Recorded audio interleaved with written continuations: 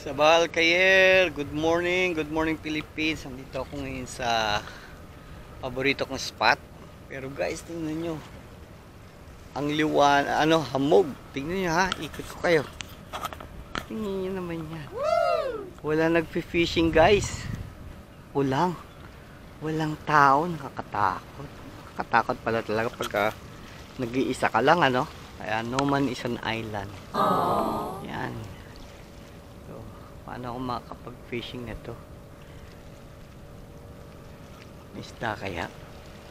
Tingnan natin.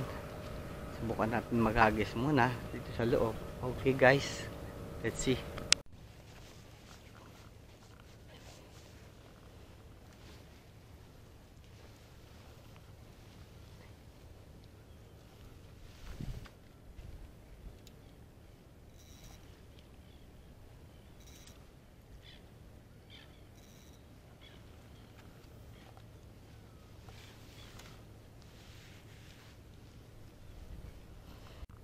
Ito siya guys, ito yung pahabol na gagamitin natin na binigay sa atin ng mga kaibigan natin, mga angler din.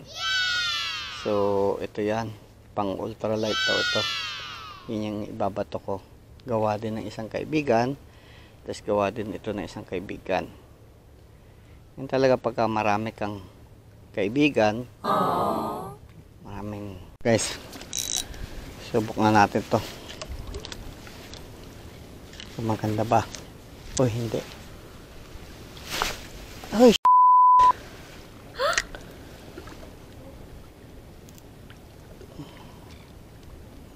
oh my goodness.